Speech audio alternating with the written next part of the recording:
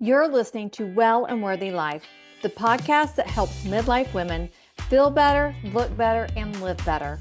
I'm your host, Deanna, menopause wellness coach turned to lifestyle creator, and I'm here to give you all of my tips, tools, and real talk you need to thrive in this second half of life. Hey guys, welcome back to Well and Worthy Life. I'm so happy you are here again. This is episode 2 of the new season, and today we're going to be talking about the small shifts that change everything in midlife. And this is what made all the difference in the world to me, is learning it doesn't have to be these big things, it's just these small things. Excuse my voice. I am recovering from a bit of a cold. You may, if you're watching this on YouTube, you see I'm recording this from my couch by my fire, and I'm staying warm and cozy and I'm resting, but I really felt like you needed to hear this episode at this moment, because I think so many times we start off a new year and we think we have to overhaul ourselves and we have to do big things, and that's what's going to do the transformation. And that only leads to overwhelm and us quitting. And after coaching thousands of women, I learned this. And even really in my own life, I learned this. This is so true. If I look back over my life, it was the small things that I did consistently that made the biggest difference. It wasn't when I chose to do one big thing, because usually if I chose to do one big thing, I didn't stick with it. But when I took one or two micro habits and really leaned into those and got those down where I could do those consistently over time, it made the biggest difference. The problem is we want these quick fixes. We live in a world where there's so many quick fixes. And when we let go of those quick fixes and realize that it's not come January 1st or January 15th or February 1st or whenever that is for you, that I'm going to do this and this. I'm going to go on this diet. I'm going to quit sugar. I'm going to really focus on my protein, or whatever it is, that if you will just be mindful of a few things, then you can make these small changes over time. So at the end of 2026, you're going to look back and think, wow, that was a big transformation. But it's going to be over a year and not over a week or 2 weeks or 6 weeks. Right now, you're seeing all these promises online, on social media, everywhere. Let's get in shape. Let's do this. Look, I was part of that for a long time also with my coaching program. I always knew January 1st, everybody was going to be, let's do this. And while I think some of those things are a good way to get a jump start, but when we add too much, we become overwhelmed. So I've made some notes so that I don't get off topic here. The biggest thing is an all or nothing mindset won't work. And the reason why is because that all or nothing leads to overwhelm. So thinking about 3 small habits that you can do today. Now, I can give you suggestions, and I will give you suggestions. But typically, when I would coach my clients, I would tell them, you probably know 1 or 2 things that you should do today that would make a difference. Because we have those things in our head that we're like, I should do this, I should do. And there's always these shoulds, right? So, whatever that is for you, figure out what it is. Maybe it's, I know I should drink more water. I hear that so much of the time. I know I should drink more water. I know I should drink more water. I just don't like water. So how can you become to like water? There was a time in my life that I drank tons of Diet Coke. I did not like water. It was just really over time that I acquired this taste for water. And now I drink tons of water. But it didn't happen overnight. You have to set yourself up for success. Drink some water before your coffee in the morning. Then after your coffee, drink another glass of water. Drink a glass of water before your lunch. Then later on in the day, midday, drink another glass of water. It's planning these little micro habits out throughout the day so that it becomes a habit. And the best way for something to become a habit is to attach it to something that you already do without even thinking about it. So again, going back to the coffee, if you're a coffee drinker, I have my glass of water before my coffee. So you've attached it to there. So attach it to something that you already do that's already a habit that you want to continue to do. And one of the things I would tell you to do or ask you to really think about doing instead of cutting out, think about adding in. Because if we say, I've got to cut out all my sugar, is that really realistic for the long term? And that's what we want. We want habits that build for the long term. So maybe instead of, I'm going to cut out sugar, maybe I'm going to add in more fruits and vegetables. Things like that, or I'm going to add in more water to my day. I'm going to add in more joy. I'm going to add in, instead of takeaway, add it in. And it really changes that frame of reference. It changes your attitude. It changes your mindset. And that's what we need to really focus on is changing our mindset and not getting stuck in that rut of, I can't do this, I can't do that. I have to quit this and I have to quit that. Let's think about all the things that we can add into our life that adds into the goodness and those small things.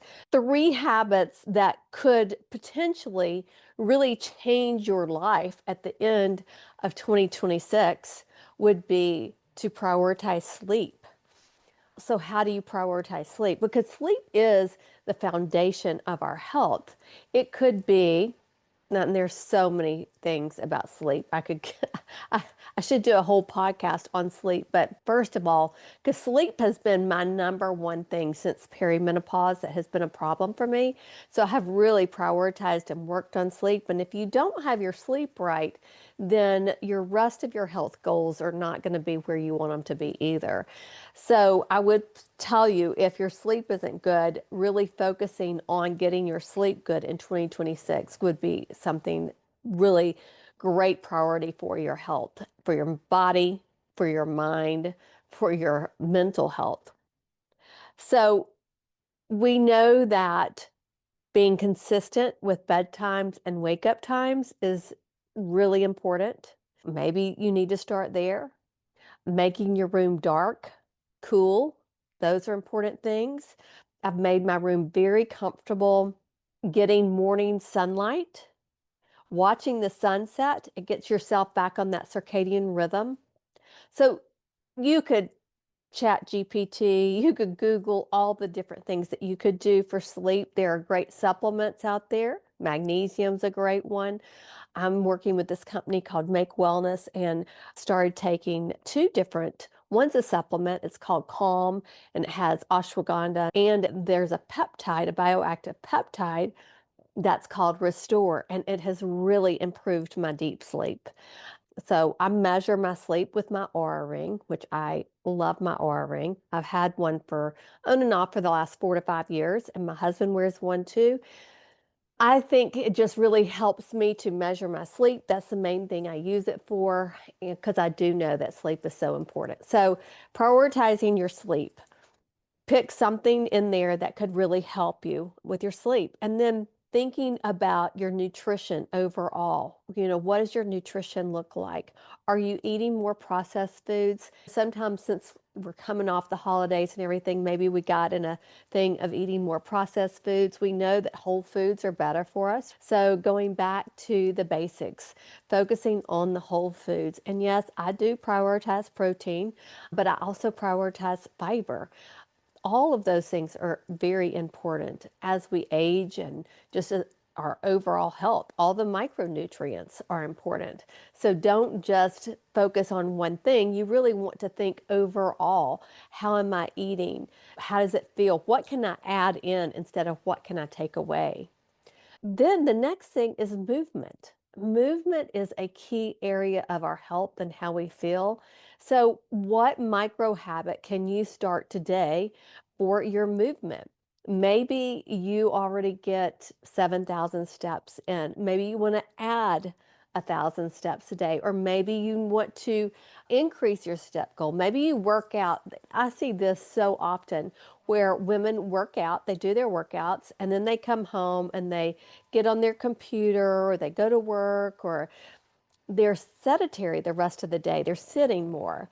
And that doesn't help our health. We need to be moving. We are built for movement.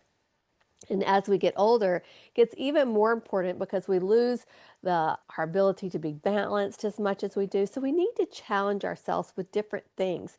So what is it that you need to challenge yourself with? Do you need more balance in your life as far as do you need to work on your balance? Or do you need just more steps? Do you need to be getting more steps in during the day? Or do you need to really prioritize some sort of resistance or strength training? Again, you're the only one that knows that. And there is no one set way to do anything. I've talked about that before. If you find somebody that says there's only one way to do things, I will tell you to run as far as you can. You, and you know what you can consistently do. And the smaller you can make it, then the more consistent you will be. So pick 3 small things or 2 small things that you can do consistently, really get those down, and then you can add from there. So consistency is the key. When we keep it small, we are more consistent. It's not about being perfect. It's not about perfection. It's about being consistent. And you will see if you pick 3 small things and work on those 3 small things, it might take 3 months to get them to be consistent for you. But I promise you, if you get those 3 things consistent, then you will have made a major shift. And then the more you do, the more transformation you will add on from there. So you pick 3 things, you get really consistent at those. Maybe you then add one more thing and then another. It just builds from there. One of the other things we need to really think about doing is protecting our energy instead of pushing harder. So, harder is not always better because, again, that leads to the overwhelm.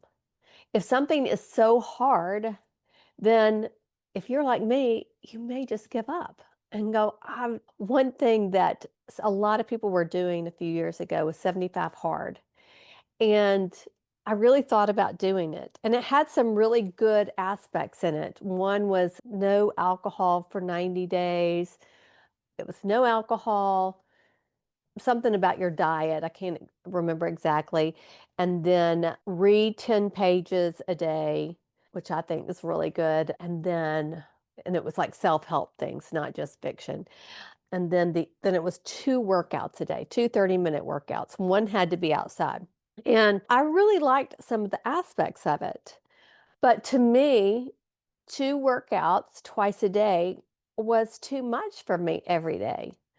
And I started thinking about, would I recommend this to my clients? And I wouldn't, because sometimes harder and more is not better. Sometimes it's really important that we listen to our body. And some days we just need to take it easy. And actually, that's what I've done the last few days with this cold.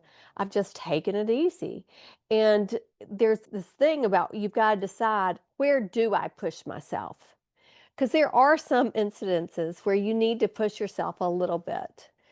Maybe you're not motivated to work out and you're waiting for that motivation to come. Let me just tell you, the motivation doesn't come until you actually do it. And then it may or may not come. So you can't wait on motivation. You just have to jump in and do it sometimes, but you also have to listen to your body and you have to conserve your energy and not push so hard. I think that's where so many of us mess up. We take on too much. It becomes overwhelming and we stop. My goal for this podcast is to help you think of 3 things that you can start doing that will transform or lead to your transformation in 2026. So that at the end of 2026, you're like, yes, I stuck with those. I feel better than I did when I started 2026. Really think about that and what that's going to be like for you. Because here's the thing, midlife magic happens through small, repeatable choices, not overhauls. Now, let that sink in. Midlife magic happens through small, repeatable choices, not overhauls. Here's your assignment today. I want you to pick one small shift from today's episode and try it this week. And that's where change actually begins. So, what will be that small shift for you? Will that be adding more water? Will that be adding more movement? Will that be adding a sleep routine? What will that be for you today? I love hearing from you guys. So please stay in touch and let me know what small shift you are making. Thanks for being here, friend. Don't forget to subscribe, share this episode, and keep choosing what makes you feel well and worthy.